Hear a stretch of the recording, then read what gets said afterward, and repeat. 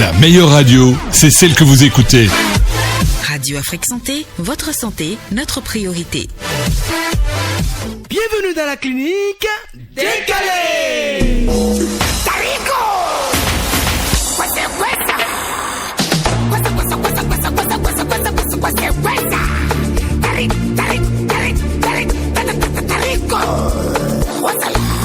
Salut la Dream Team, salut l'équipe de rêve, bienvenue dans votre émission clinique Décalé. Voilà, tous les vendredis de 18h à 19h, je prends les commandes par ici pour vous permettre de passer un bon début de week-end. Le principe est simple, nous transformons ce studio Vincent Folie en clinique imaginaire le temps d'une émission. 19, clinique décalée avec Erwan Olide. Notre patient du jour est l'un des pionniers du slam au Bénin. C'est un intello. Il a le verbe. Moi, j'aime l'appeler le griot des temps modernes. Slammer, poète, rappeur, journaliste, communicant et entrepreneur. Il porte plusieurs casquettes. Pour nos jeunes journalistes, c'est un modèle, c'est l'une des voix qui ont bercé notre adolescence. Si je vous dis caravane du matin sur une radio privée du Bénin, vous comprenez ou pas? Bon.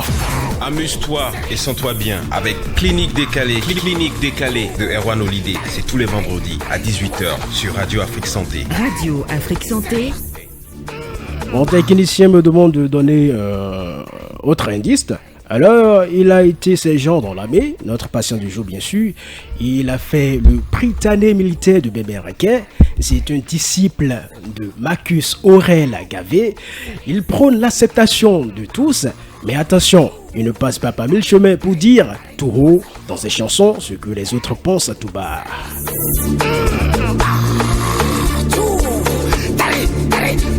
Dans ses productions phonographiques, il aborde les mots qui minent la société, des questions d'ordre sociopolitique. Comme un prophète, ses écrits, même ceux d'il y a une décennie, se révèlent comme des tests rédigés à l'instant relatifs à l'actualité. J'en veux pour preuve les morceaux de son album sorti depuis le 28 février 2013. Plus récent, son dernier album lancé le 20 mai 2023 peint le syncrétisme religieux. Nom de l'album, Vaudon Gospel.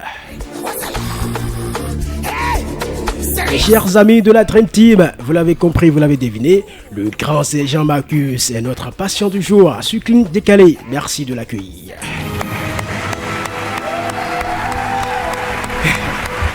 Merci. Alors, Grando, hey. Sergent Marcus, bienvenue dans Clinique Décalée. Ben merci, c'est un honneur aussi à moi d'être là, d'être reçu aussi chaleureusement avec cette belle présentation qui me met les choses à leur place. Franchement, merci de reconnaître ce qu'on a fait et ça me donne la force de pouvoir continuer. Et c'est un plaisir partagé. Merci également à toi d'être venu. La pleine forme, solide ou pas? À fond, ça va, je vais très bien. Comme évidemment, j'aime à me faire appeler le soldat immortel. Oui. c'est normal, puisque ces gens est toujours solide, il est toujours en pleine forme. À fond, soldat une fois, soldat toujours. Alors, mon nom c'est Erwan Olide, je suis le petit chef de cette clinique décalée. Le professionnel de santé qui est de garde dans ma clinique aujourd'hui, c'est le psychiatre Dr Racine de Pascal Viou. Docteur, bonjour. Bonjour Erwan. La pleine forme? Très bien. Super. Le maître des machines avec lesquelles nous opérons dans cette clinique, c'est Tibus Areheru. Vous ne le voyez pas puisqu'il est dans la salle d'opération de cette clinique. La meilleure radio, Radio Afrique Santé. les meilleurs animateurs, le son qui vous fait vibrer. Merci de rester avec nous, clinique décalée de ce jour. C'est parti.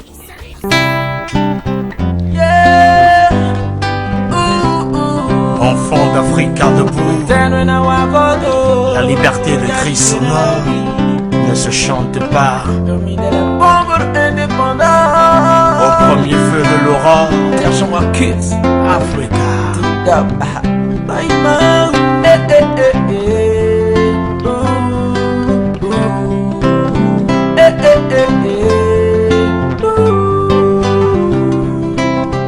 Bannières ensanglantées flottent dans nos ciels, sous les soleils des indépendances tropicalisées.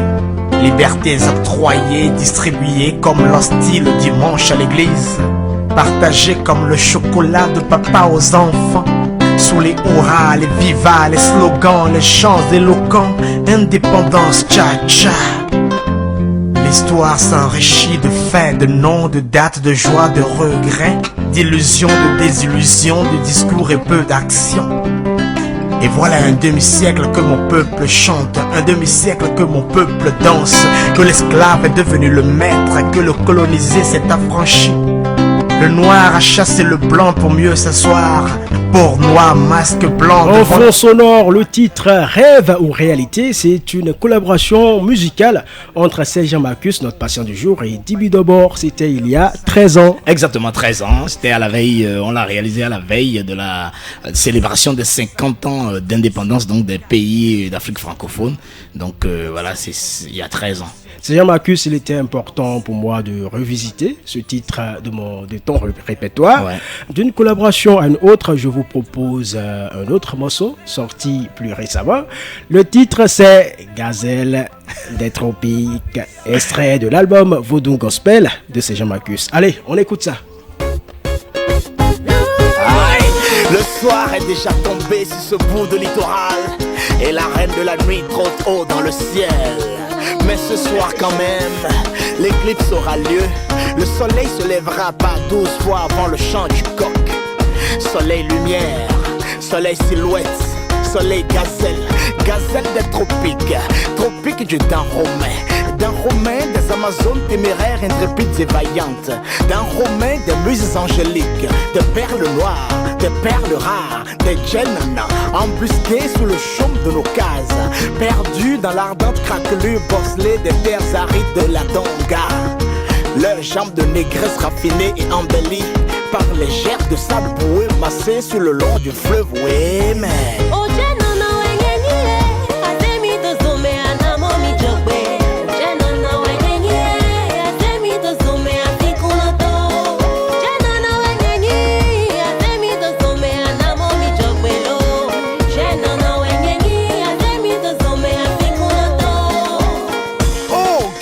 Des tropiques, vos poitrines toujours en faction, fermeté absolue, comme ces douces belles mangues mûres qui attirent les maraudeurs insatiables vers les verts vergers interdits.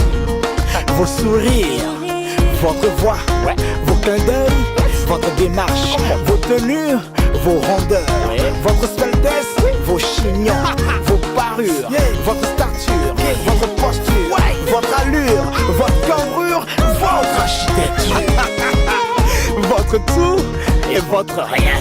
Votre rien qui fait de vous le tout qui déroute. Votre tout qui me fait perdre la tête pour un rien.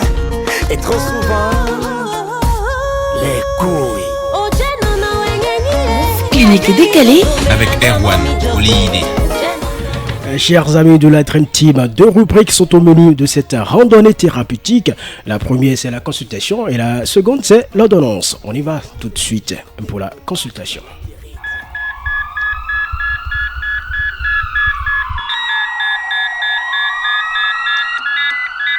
À suivre dans cette consultation, l'interview décalée, le point de vue du patient sur l'actualité de la semaine. Et enfin, l'instant anecdote, cher patient Sergent Marcus, démarrons tout de suite par l'interview décalée.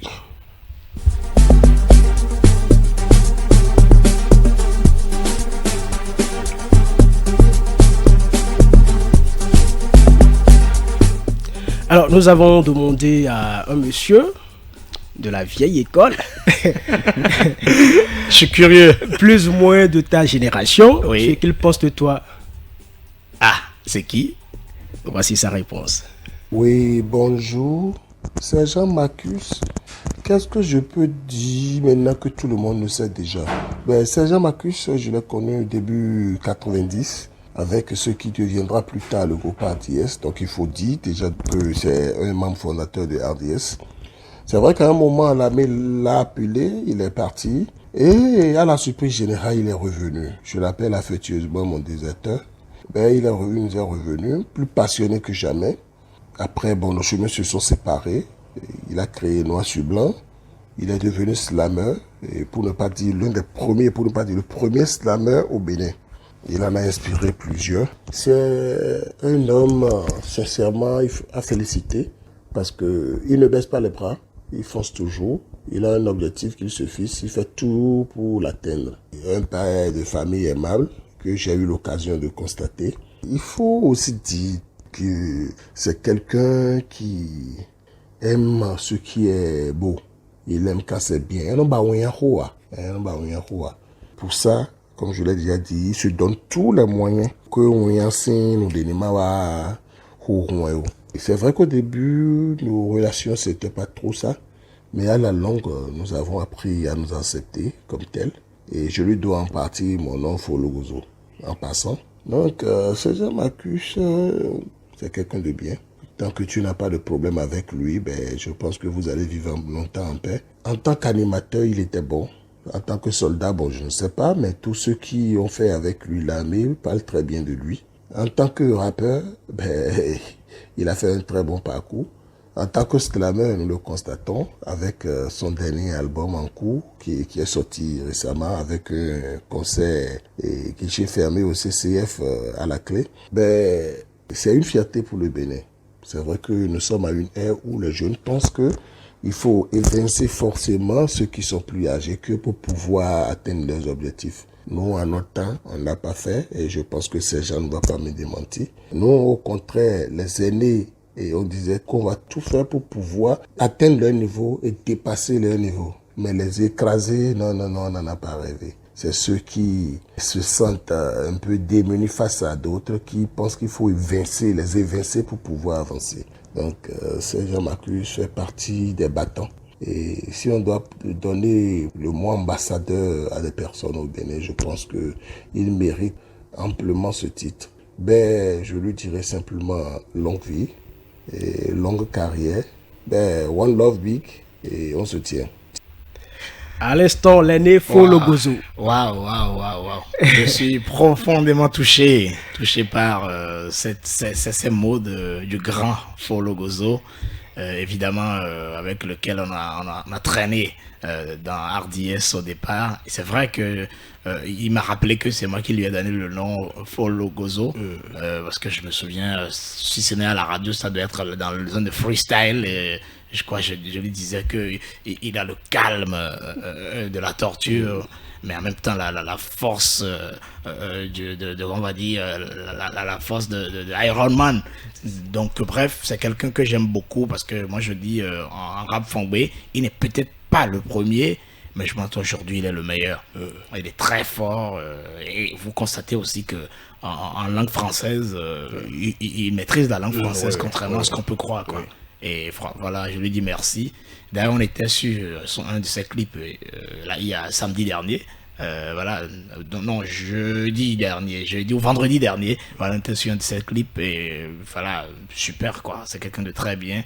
Et à qui le Bénin doit rendre aussi un hommage pour tout ce qu'il a apporté. Il a ouvert un grand chemin pour le rap en fongbe et tous les jeunes qui font du rap fongbe aujourd'hui doivent le lui reconnaître. C'est Jean. Yes. Ce n'est pas fini. Ah bon? Nous avons une autre surprise. Ah oui. Pour toi. On l'écoute. Alors, Sergent Marcus, c'est un aîné, c'est un grand frère, c'est aussi un collègue de la musique. Il fait partie de ces personnes-là qui ont montré à ma génération, à moi, que c'était possible de faire du rap au Bénin. Il appartenait, quand je l'ai connu, à un groupe qui s'appelait Noir sur Blanc. Le mouvement rap n'était pas du tout la même chose qu'il est aujourd'hui. Je vais dire que je le connais depuis que je suis enfant, en fait. Parce que je pense que j'étais au collège encore, je devais être en classe de 3e. Et lui, il avait déjà un nom bien établi dans le mouvement de l'époque. C'est grâce à lui que j'ai pu avoir même mes premières cassettes de rap béninois avec tous les groupes de l'époque, avec RDS, avec Noir sur Blanc. Alors je l'ai connu, je pense qu'il était jeune journaliste aux alentours de la fin des années 90 et du début des années 2000. Il était journaliste à Golf FM et je pense que je le croisais dans les couloirs du cabinet de ma mère ou peut-être il venait faire des interviews. Et voilà, et il en profitait, il ramenait des cassettes, des trucs comme ça, et voilà, je le voyais avec les yeux grands. Ça me faisait rêver quand je le voyais, parce que je savais qu'il rappait, et puis ça me plaisait. Qu'est-ce que j'apprécie chez lui, c'est sa capacité à s'être réinventé artistiquement, à avoir traversé le temps. Parce que je vous parle d'une période, je pense qu'il est de la génération qui rappe depuis 1996. Donc de ça jusqu'à maintenant, il est pas loin de 30 ans de carrière. C'est une longévité exceptionnelle. Il est toujours dans la culture, il a évolué, il est dans le slam, il a pu muer, maturer dans son art. Et ça, c'est vraiment quelque chose d'admirable. C'est ce qu'on appelle faire une carrière. Tous les artistes aspirent à ça, en fait. C'est ça que j'aime beaucoup chez lui. Après, c'est quelqu'un d'engagé, quelqu'un d'entier. On n'a pas tout le temps été d'accord sur tous les sujets, mais sur son parcours, sur la manière dont il a mené sa carrière, c'est vraiment quelque chose d'exemplaire. Et félicitations à lui pour ça. Alors, mon sergent Marcus, j'aimerais te poser une question. Ok. Si tu devais retourner 30 ans en arrière, est-ce que tu prendrais le même chemin que tu as pris aujourd'hui? Si oui, pourquoi? Sinon, pourquoi et qu'est-ce que tu aurais changé? Merci bien. Oyanam be nasty nesta, mes amis m'appellent Daniel, cause I sleep where the lions eat. Donc, hold it. Eh bien, il s'est présenté, hein, c'est le Cotonou Boy, Nasty Nesta. Ouais. Réaction? Ben, franchement, Nasty Nesta, ça me va droit au cœur, hein, parce que c'est vrai qu'on n'est pas de la même génération comme on l'est avec le Gozo, mais malgré ce côté très, on va dire, très charismatique qu'il a, qu'on le veuille ou non, qu'il a dans le CCC, il est très respectueux.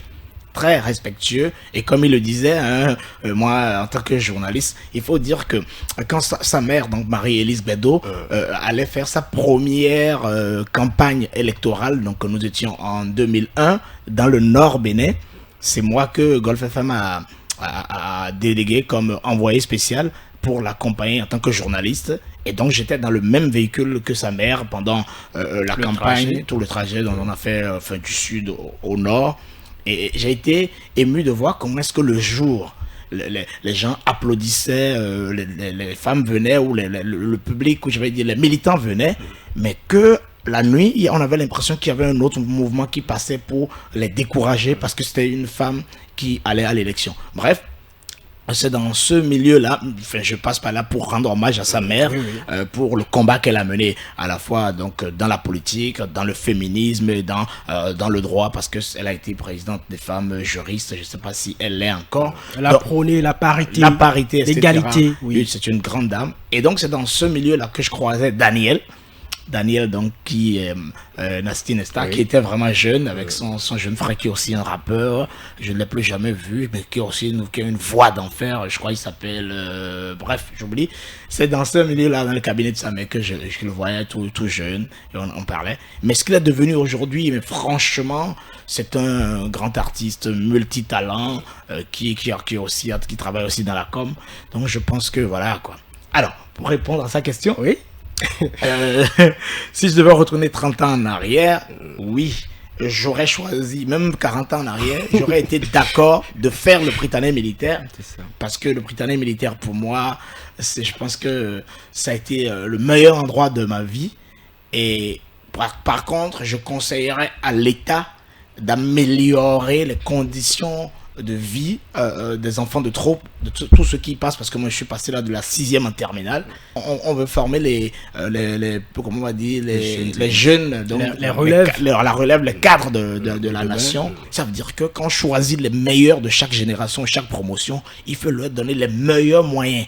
Il faut qu'on ait la meilleure bibliothèque, qu'on ait le meilleur laboratoire, qu'on ait les meilleurs profs, et que le cadre soit agréable pour ces enfants, qu'ils n'aient pas l'impression d'être dans une formation militaire permanente et que certains se découragent.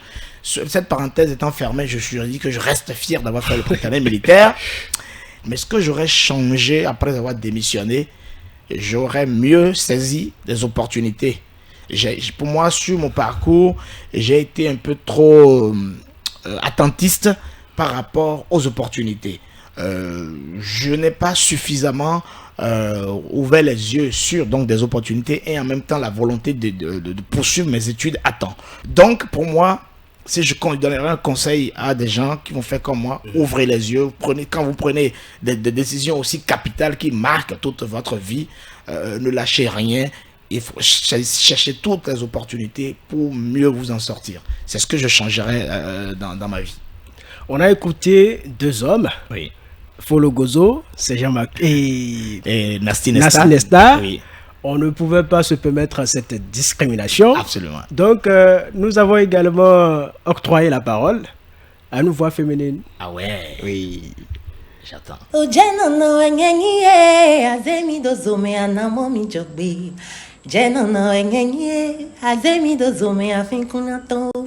Hello, sergent, tu m'as reconnu, tu as reconnu ma voix. Je fais cette vidéo pour te dire toute mon admiration. Je ne pouvais pas rester en marge de cette célébration qui est la tienne.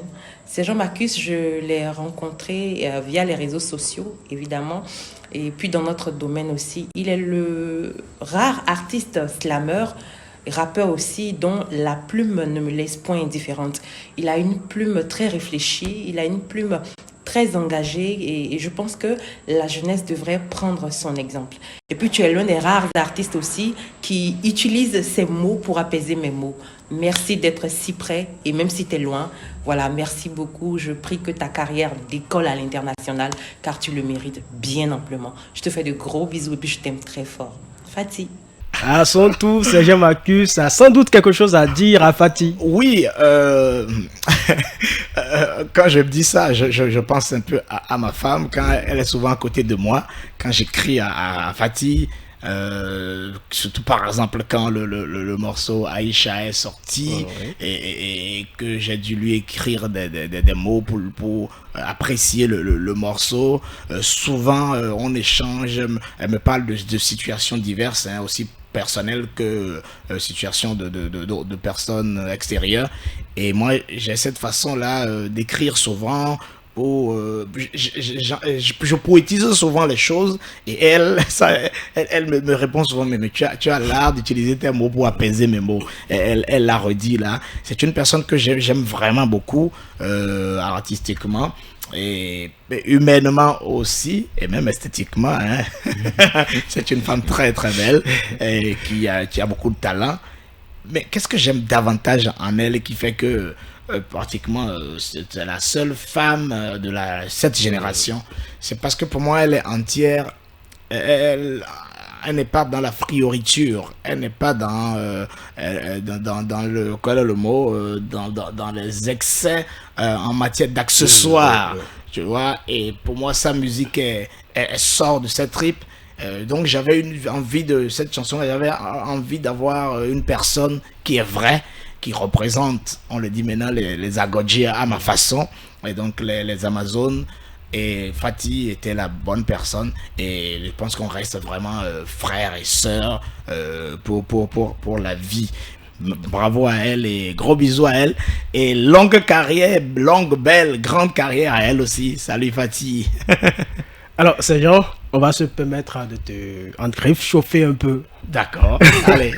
Alors, Sergent Macusse, tu disais intelligemment ce qui n'allait pas dans le pays, mais après, tu t'es éclipsé de la scène musicale pendant un bon moment, avant qu'on ait l'album Vodun Gospel. Qu'est-ce qui s'est réellement passé? Tu ne nous diras quand même pas que, voilà, qu'il n'avait plus rien à dénoncer. Donc, on pense même que c'est parce que tu es devenu le point focal communication de l'ambassade de France.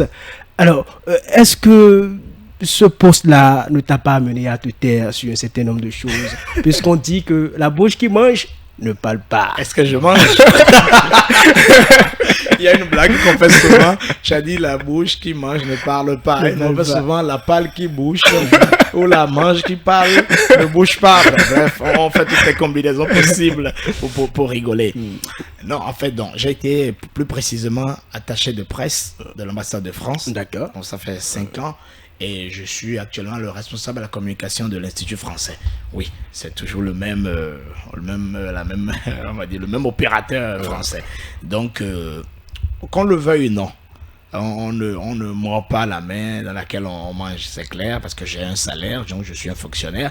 Donc, il y a des choses claires, il faut être, je suis sincère, des choses que je disais avant ou une façon de les dire avec laquelle je ne peux plus les dire aujourd'hui. Tout le monde sait que je suis panafricaniste, mais mon panafricanisme n'est pas forcément de l'anti-francisme ou de l'anti-français exacerbé. C'est un panafricanisme éclairé. Moi, à l'université, j'ai fait avec d'autres on a fait le tour de l'Afrique de l'Ouest au sein du mouvement panafricaniste universitaire pour aller prôner l'unité africaine et donc l'autodétermination. Je pense que je reste égal à moi-même par rapport à ça. Ça reste toujours vrai comme idéologie, mais ce n'est pas en détestant, en criant que les autres sont notre malheur, mais c'est plutôt en prenant en compte, nous prenant en charge nous-mêmes et en décidant de nous autodéterminer, parce que c'est nous-mêmes qui nous mettons la corde au cou. Mais malheureusement, je prends de l'âge, j'ai une fille qui a 19 ans et un garçon qui a 16 ans et d'autres, donc on a des charges et il se fait que les premières personnes à nous trucider, c'est nos pays, c'est ici, parce que moi j'ai essayé de faire des choses, j'ai eu très rarement, je pense que même l'album que j'ai sorti, je n'ai pas eu un seul sponsor.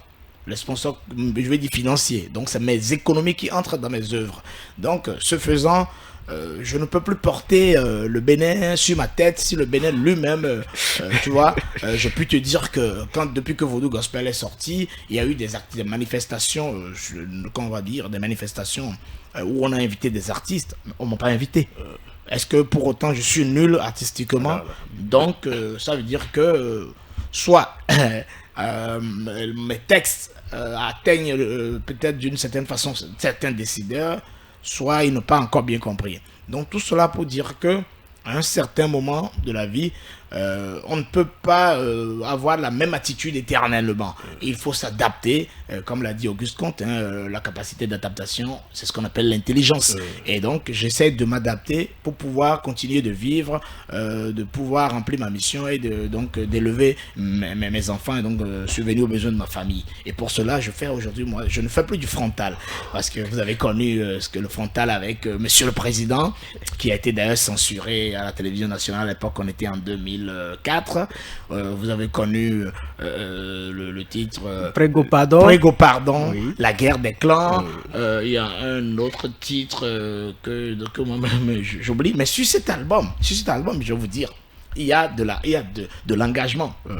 Il y a, quand je dis par exemple monde de fous, foulards au vent qui flottent, fouettent et frottent, feuilles et frottis, affolés comme une foule de feux follets filant, filminant vers le fond, face à face aux flammes de l'enfer, des têtes fêlées enfilées dans une file indienne avec faim et soif, de folles tétées, des fantasmes de femmes entêtées, comme dans un film de sexe et de fesses sans fin, une filière sans foi ni loi. C'est une grosse philosophie. Bien sûr. Transversale, qui aborde beaucoup de choses. Il y a un morceau qui s'appelle Moi, président de la poétocratie, où je finis en disant je piétine le pied nu, le cactus fiscal, et avec style et rhétorique, je prends le quitus verbal. Dieu condamne notre rébellion. Non, Dieu consacre notre rébellion à l'uniformité et les anges nous délivrent le certificat de non-conformité. Mais toujours en consensus entre la plume et le papier, nous faisons des érections inclusives. En fait, tu vois un peu, je suis plus en mode métaphore, en mode, parce que bon, il faut jouer avec ça. Et le morceau La saison de la déraison avec Don Méthode, oui, qui est quand même assez osé, où je parle des troisième mandats, où je parle des fous de Dieu qui brûlent les villages partout. Donc, je reste le soldat immortel, artiste engagé, mais je pense que j'ai essayé de pas d'édulcorer, mais d'offrir cela en moins frontal, c'est tout. Alors pourquoi cet album? Pourquoi l'album Vodou Gospel? Qu'est-ce qui fait également sa particularité? On va dire, avoir donné le titre Vodou Gospel, c'est bien parce que pour moi, c'est naturel, c'est venu comme ça, c'est pas un cours de marketing, c'est pas un cours marketing, parce que j'ai écrit le texte, je dis, je porte fièrement la calebasse sacrée de mes 2 mains pour arroser nos routes avec l'eau puisée au temple de Jimé. Et dans un autre texte à côté, j'écrivais chacune de mes génuflexions est un instant de dévotion. Chacune de mes prières se veut totale supplication. Chacun de mes pas est engagement. Chacun de mes gestes est avancement. Chacun de mes sommes est profond recueillement. Et quand je me réveille, je ferme les yeux, je chante mon vaudou gospel. Donc finalement, c'est pour dire que je suis un enfant du Bénin, de la terre du Dahomey, mais terre de syncrétisme, terre de tolérance religieuse, où évidemment, comme on l'a vu encore dans un reportage, où la basilique de Ouida, rénovée, fait gaillardement face au temple de Python, où au moment où, à la coupure du ruban, donc à la réouverture de cette basilique, les chefs traditionnels, le Dagbo Hunon, étaient dans cette basilique-là. Donc si il y a cette tolérance-là, chez les sommités des différents cultes, de différentes confessions religieuses, qui se jouent moi pour dire que je vais faire de la sissiparité et dire je mets le vaudou à part, les religions importées à part. Aujourd'hui, nous sommes fils du monde, je nous appelle aujourd'hui des Afro-Européens, et un bon Afro-Européen, nous avons le vaudou, nous avons les religions importées, et c'est une réalité qu'on ne peut plus nier. Donc c'est pour ça que cet album s'appelle Vaudou Gospel. Et en même temps, il y a le fait que nous avons puisé dans des rythmes, je ne veux pas dire forcément des rythmes du couvent vaudou, mais nous avons dans des rythmes traditionnels avec mes arrangeurs, et l'album, même si je slame en français, pour moi l'album est profondément béninois, mais avec des accents internationaux. Parle-nous des collaborations qu'on retrouve si c'est sur l'album. Eh bien, comme on l'avait entendu, il y a la charmante Fatih qui est sur l'album. Il y a Stella Jockey. Stella Jockey, elle s'appelle Stella GT. C'est une canado-haïtienne chanteuse que j'ai rencontrée en 2016 ici lors d'un festival. Et il y a eu donc cette communion là, comme ça, on a posé ce titre. Donc elle est venue au Bénin, c'est au Bénin qu'on lui avons donné le nom à Jockey, elle l'a gardé. Et il fait l'artiste, donc il fait Nyakaja, le fils de madame la présidente de l'Institut national de la femme et du ministre Nyakaja, qui a été finaliste de The Voice France 2020. Et je parle de Duo Landry Plus. Duo Landry Plus, 2 jeunes béninois que j'adore, l'un à la guitare, l'autre à la clarinette. Ils ont des chansons parfois, tantôt qui rappellent l'ancien Rabislo, tantôt John Arcadius, tantôt je ne sais pas si vous connaissez le duo ivoirien Jess Sabi et Peter One. C'est un groupe qui aujourd'hui est demandé dans les créations artistiques, dans les lectures théâtralisées, parce que leur musique, leur façon de chanter est profondément vraie, avec 2 instruments, une guitare, enfin on va dire 3, la voix, la clarinette et la guitare, ils assurent. Et on a fait un morceau qui s'appelle un morceau sur la force et la foi, parce que moi je suis mon automotivation se fonde sur trois mots: la force, la foi et la forme. Il y a Nell Oliver, voilà, avec lequel j'ai fait les traces du temps, et Don Métoc, avec lequel j'ai fait la saison de la déraison, parce que ce que beaucoup ne savent pas, avec Métoc, c'est comme une fraternité, comme si on était frères. On a vécu dans le même quartier, on a travaillé à Golf FM ensemble, parce qu'il était technicien à Golf FM, et avant les premiers albums de Noir sur Blanc, on avait fait un featuring qui n'est jamais sorti, un featuring qui date des années 99, je crois. Donc on s'est rattrapé sur cet album. D'où l'hymne de Golf FM. Oui, non, l'hymne de Golf FM, oui. Oui, c'est parce qu'il était là-bas. Oui, et qu'on le veuille ou non, c'est aussi, je pense, c'est surtout parce qu'il a fait l'hymne qu'il est arrivé là. Ah, d'accord. Oui, d'accord. C'est vrai que quand moi quand j'étais dans l'armée, j'étais au paracommando. pour démissionner. Je suis allé voir Soumane, on peut lui dire, moi j'ai envie de revenir à la radio. Il m'a dit, ah bon, il n'y a pas de souci, si tu veux revenir, tu peux revenir. Donc moi j'ai démissionné le 16 février et le 17 février 99, j'ai commencé à travailler à Golf FM. Mais il m'a dit, oui, mais si tu viens, il y a un jeune là aussi qui s'appelle Ignace, qui chante bien. Ignace avait déjà sorti La justice est corrompue.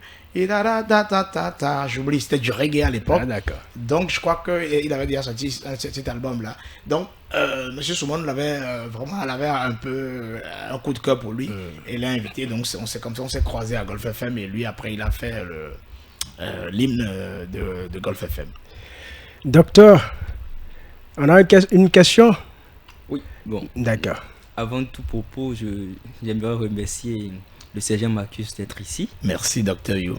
C'est pour la première fois que j'ai un contact avec vous. Vos sons, je n'en savais pas grand-chose.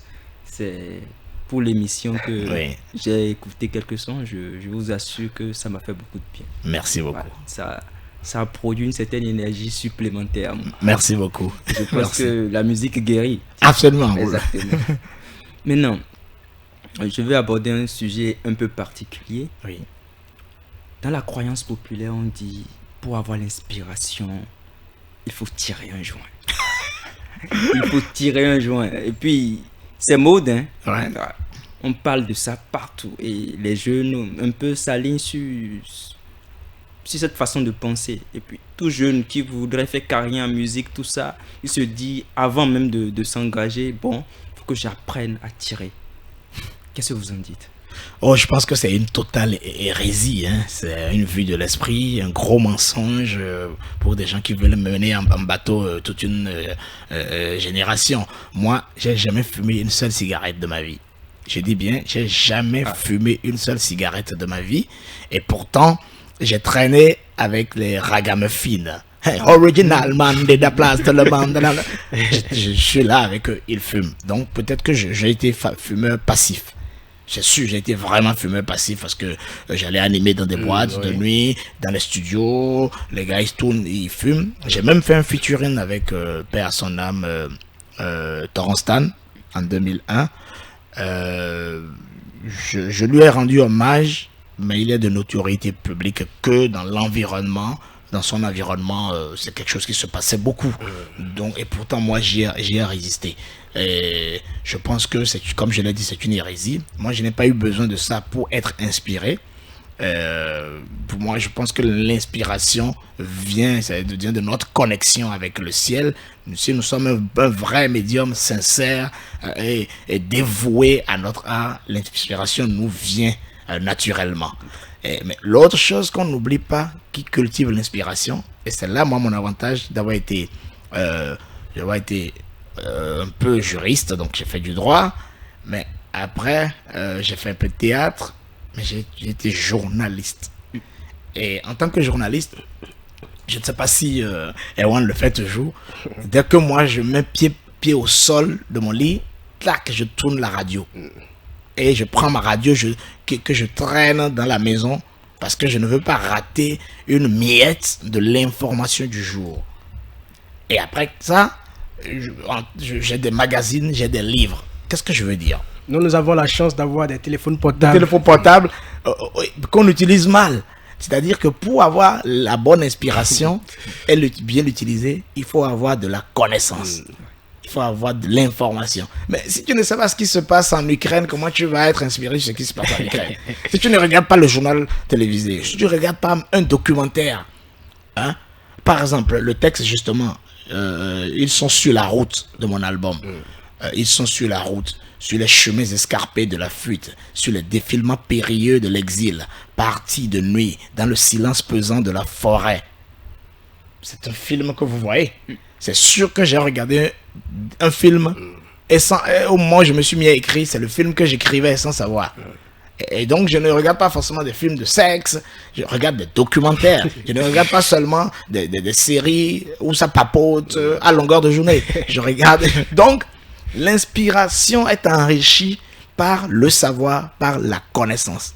Et donc si tu n'as pas de connaissance, tu ne peux pas être inspiré. Et c'est le jeune homme First King aujourd'hui.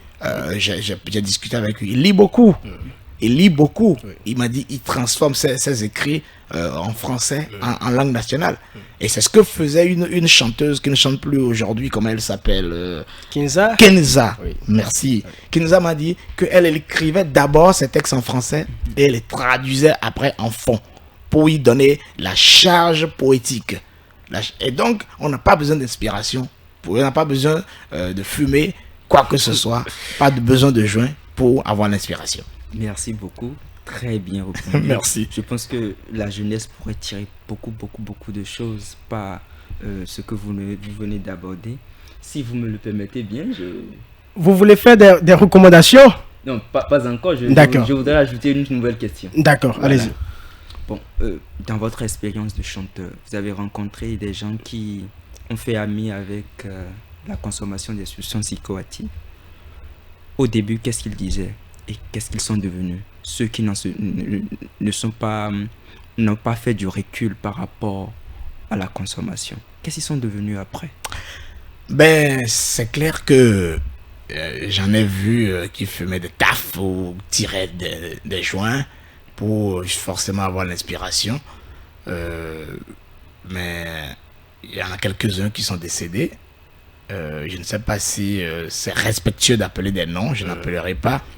Mais il y a un certain groupe de rap très talentueux où tous les frères sont partis.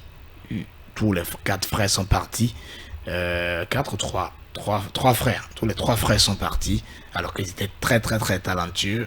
Parce que après, quand on commence par le cannabis, donc un joint, après on ne sait pas ce que les gens se mettent dans les joints. Quand quelqu'un te, comment on dit, quand quelqu'un comment te plie, comment on dit, te fait ton joint, te roule ton joint. Voilà. Quand quelqu'un te roule ton joint, c'est lui, tu ne sais pas s'il t'a mis d'autres choses dedans, donc tu peux fumer autre chose. Et il semblerait qu'on passe d'étape en étape. Donc du simple joint, on passe peut-être à un autre produit, et après on passe à la blanche, à la coke, et c'est le délire. Donc on connaît aussi un grand artiste de ce pays, qui est une grosse star mais qui n'arrive plus à monter sur scène. Vous voyez ce que je veux dire? Donc on a les preuves là que ça ne fait pas de bonnes choses et qu'il faut vraiment s'en méfier. Il faut vraiment s'en méfier. C'est vrai que même en Europe, en Occident, des artistes fument dans l'univers du rock. La coke, elle passe régulièrement. Mais on a eu dit par exemple l'artiste Lil Wayne qui utilisait de syrup. C'est le syrup qu'il utilisait. Apparemment c'est un truc qui était dans une boisson. Mais c'est un grand talent, Lil Wayne, mais on l'entend plus beaucoup. Donc je pense que ça ne fait pas du bien aux artistes, ça ne fait pas du bien à leur art. Et ils se perdent très vite. Donc beaucoup meurent ou beaucoup perdent totalement l'inspiration. Et ils ont l'effet contraire de ce qu'ils croyaient avoir. Et je pense que moi, le conseil que je donnerais, c'est qu'il ne faut pas y toucher. Très bien. Ouais. Merci. Si vous me le permettez encore, chef. Voilà. D'accord. Allons-y, mais très rapidement. D'accord. Non, j'aborde ces questions-là parce que ce qui se passe dans nos collèges aujourd'hui, c'est très compliqué. Les jeunes en âge scolaire sont de plus en plus vers la déscolarisation et nos collèges sont remplis de scènes de violence et de scènes de tout genre. Les conflits parents-enfants sont devenus importants et le milieu psychiatrique se remplit des troubles psychotiques liés à l'usage des substances psychoactives chez les jeunes. Pour pouvoir les faire sortir, c'est difficile, et quand on les aide et puis ils retrouvent un peu la fluidité intellectuelle, ils retournent dans le milieu, ils reviennent en hospitalisation en boucle, et c'est un phénomène qui est récurrent. Ça passe dans nos collèges, pas des joints, pas même des toffees, pas toute forme de choses. Ils leur donnent beaucoup de noms, camarades black, plein de choses, mégots, tout ce que vous voulez. Donc merci d'être suffisamment clair sur le sujet, et je pourrais aller jusqu'à vous demander si vous pouvez essayer de faire un petit test, un tout petit test sur la consommation de substances psychoactives. Ben, comme j'aime que mes écrits soient pointus, ce sujet mérite beaucoup d'une réflexion approfondie pour écrire. Mais c'est vrai que sur l'album de 2010, l'album mot pour mot, il y a le titre mon dernier mégot. Mon dernier mégot que j'ai fait avec Arisco, qui ne dénonce pas directement le fait, mais qui fait une métaphore en disant aujourd'hui j'arrête de fumer, alors que j'ai toujours pas touché, donc on pourra l'écouter peut-être. Mais est-ce que je vais m'essayer? Ce que je vous propose, c'est d'écouter le titre Mon dernier mégot. D'accord. De Sergent Marcus, en collaboration avec Arisco. Super. On écoute ça. Ce soir j'entends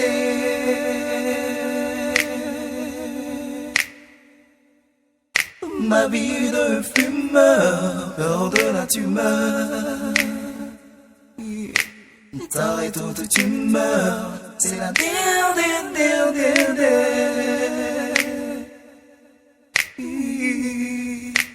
Oui, c'est la dernière, celle du condamné. Ne plus fumer. Pour finir en beauté, avec classe et panache, au moment où j'expirerai, pour la dernière fois je veux déclarer ma flamme à une belle blonde américaine. Désolé pour les brunes bien françaises, ce n'est pas dans leurs doux yeux de braise que je trouverai le courage de tirer ce soir ma dernière bouffée. Soir j'entends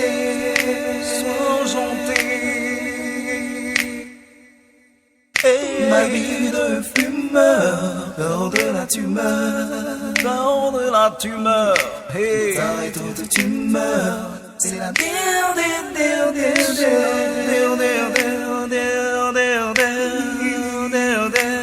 Oui, c'est la dernière, celle du condamné.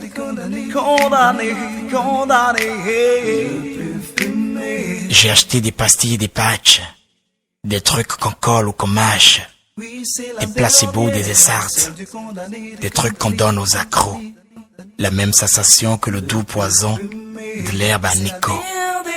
Et si tout ça, oui, tout ça ne suffisait pas pour éviter le passage à tabac, j'achèterai pour la bonne bouche des cartouches de cigarettes en chocolat.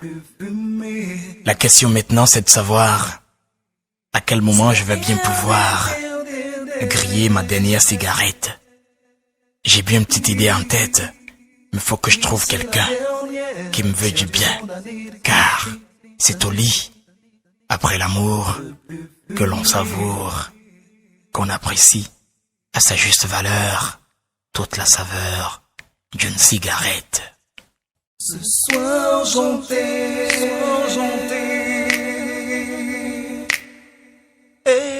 ma vie de fumeur, hors de la tumeur, hey. T'arrêtes toute tu meurs, c'est la dernière.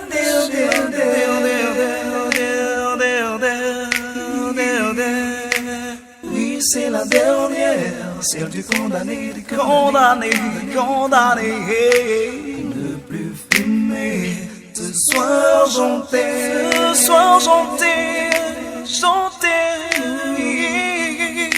ma vie de fumeur, hors de la tumeur, t'arrêtes toute tu meurs, c'est la dernière.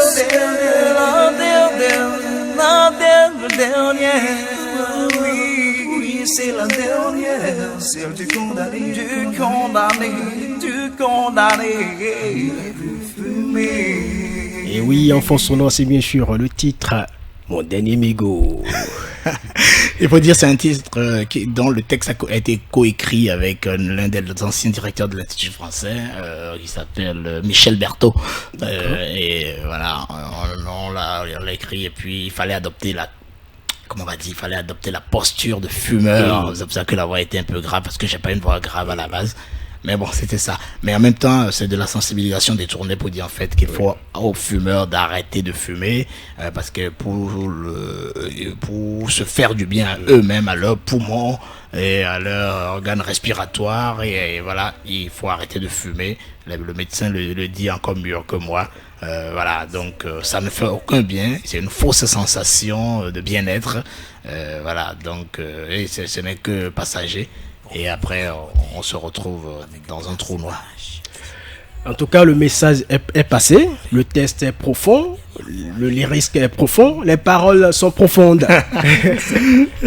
Alors, on y va pour la deuxième partie de l'émission, juste après ceci.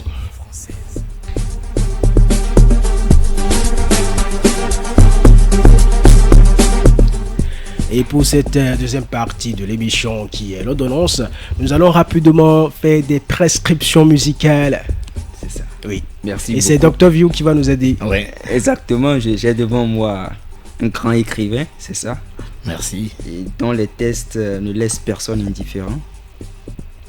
Il y a mon dernier mégot que je conseille vivement d'écouter. D'accord. En dehors de ça, il y a deux chansons. Oui. C'est percutant le contenu. Il y a La Guerre des Clans. Oui, album, toujours le même album mot pour mot, 2010. C'est ça. Et La Saison de la Déraison. Ah.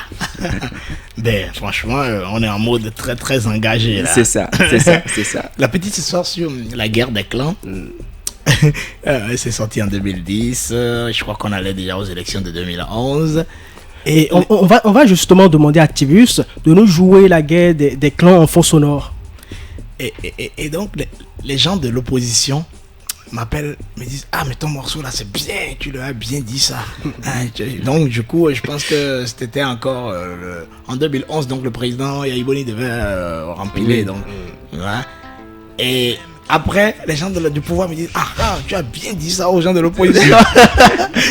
Et moi, je rigolais seulement parce que j'ai écrit sincèrement et j'ai mis tout le monde dans le même panier ou quelque part dans le texte. Je dis les gros, les forts, les furieux, les gangsters, les fêlés, les bons dieux-arts, les têtes avec ou sans couronne.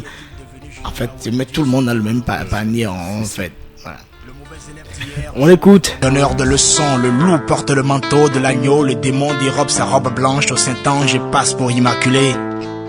Le diable vante les délices de l'enfer, le fossoyeur accuse le croque-mort de vampirisme. La victime perd la mémoire et applaudit son bourreau. La victime pactise avec ses bourreaux et fait une nouvelle victime. L'histoire têtue se répète et tue, le ridicule se perpétue, la morale se prostitue, la vergogne se tue, la dignité est battue, te souviens-tu? Ne fais pas à autrui ce que tu n'avais pas voulu que l'on te fît, mais toi tu le fis et ton masque tomba. Te voilà au fond de la mare, crocodile rapace et cannibale. En face de toi un panier à crabes relents émotifs.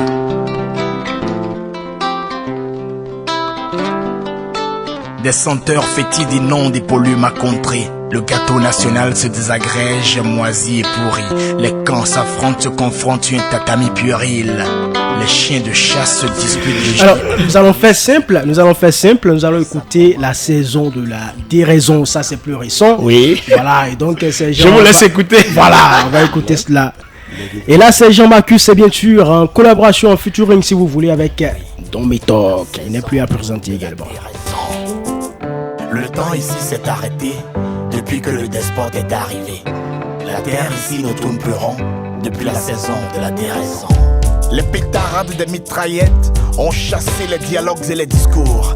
L'éclat sanglant des baïonnettes brille pour les vampires et les vautours. Nos enfants ne chantent plus, ils pleurent. Nos gosses ne dansent plus, ils meurent. Des agneaux devenus des loups, des fous de Dieu brûlant des villages partout. Des messies devenus des zombies, des pasteurs dévorant leurs brebis, le bétail électoral poussé à l'abattoir et des bouviers politiques qui triomphent sans gloire.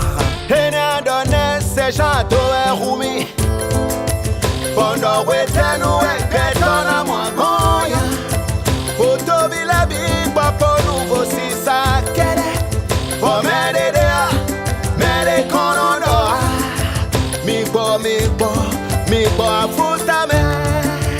Oh, mi do bebo.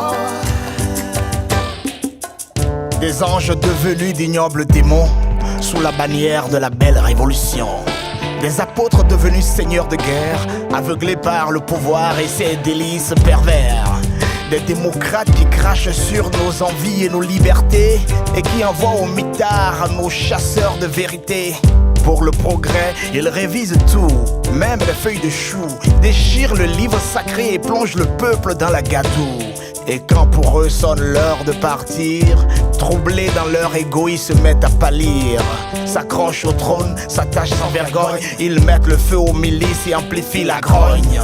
Et tout finit ensemble. Et c'était la saison de la déraison. Ben, cette chanson a une petite histoire. Hein. Oui. Encore, hein, le texte, et ça, c'est incroyable. Moi-même, quand je le regarde, il y a le chanteur Edou. S'il m'écoute, il va se souvenir du texte. L'Ivoirien L'Ivoirien, Edou, mais il est béninois. Donc, je l'ai suivi sur une radio et il disait voilà qu'il est béninois. Non, il est béninois, il est béninois ou ivoirien béninois. De toute façon, il a fait longtemps. Je pensais qu'il le disait parce qu'il est au Bénin, il se sent voilà béninois. Non, il a fait le karaoké longtemps aussi, mais qui est bénino-ivoirien. D'accord. Et qui m'a demandé un texte sur l'engagement. Et donc, je lui ai écrit une bonne partie de ce texte-là. La saison de la déraison, je vais utiliser ça comme ça. Mais j'ai constaté qu'il ne l'a pas utilisé. Et je crois qu'il a peut-être trouvé trop fort pour ce que lui voulait dire. Et donc, ça date aussi de 2010.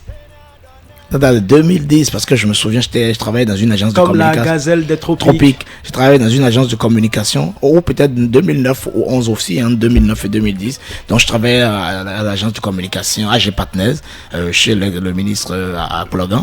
Donc quand il est venu, il m'a dit, je lui ai écrit le texte, mais il l'a jamais utilisé. Bon, il a dit, bon, tant mieux, je le récupère, c'est mon texte. Et voilà ce qu'on en a fait. Donc, bref. C'est Jean-Marcus. Parlons de ton actualité et de tes projets. Ben, l'actualité, vous savez que j'étais dernièrement chez, comment il s'appelle, Kamal, au Bambou Numérique. C'était le samedi 29 juillet. Non, le samedi, non, le vendredi. Le vendredi 28 juillet. 28 juillet. D'accord. Vendredi 28 juillet. C'était mon premier concert après le concert de l'album. Et après, j'étais à Calavi, au Jardin des Tannes. Le 19 prochain, je serai à Negro Palace avec le festival Alliance. Et ce sera toujours du live.